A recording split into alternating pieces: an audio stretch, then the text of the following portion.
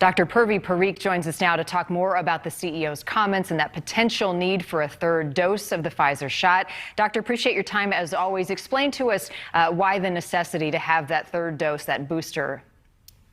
Right. As we're having the vaccine rollout and trying to reach that herd immunity, we are seeing breakthrough cases and we are seeing new variants emerge. So if we do get to the point where, there is a variant where the vaccines are not as efficacious against, then the booster will be necessary. Or if we see that the immunity is waning from the initial vaccinations, the booster will be helpful as well. In terms of the science, what are they looking at in researching the durability of these vaccines given the different variants that we're seeing? Right. So, they're testing the blood of people who've been vaccinated against new variants as they emerge.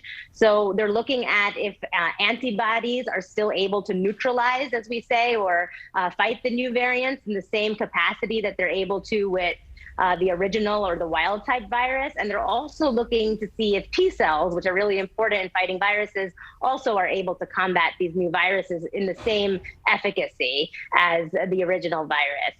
If a booster is required for this Pfizer shot, it appears the same may be true for Moderna, Johnson & Johnson as well, correct?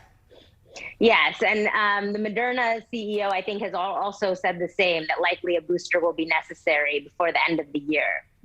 Might a one-time shot be possible down the road? Hopefully. I mean, the whole idea is once we reach herd immunity, there should be less new variants emerging, because right now the virus is still passing from person to person. If there's enough people immunized and those infection rates drop, then hopefully we can have a vaccine that can last a few years or more rather than having to be updated frequently. And before I let you go, Doctor, any concern about supply and demand with an additional shot potential in the fall? Yes, that's always an issue. This is the first time in many years the entire world, is clamoring for the same exact vaccine.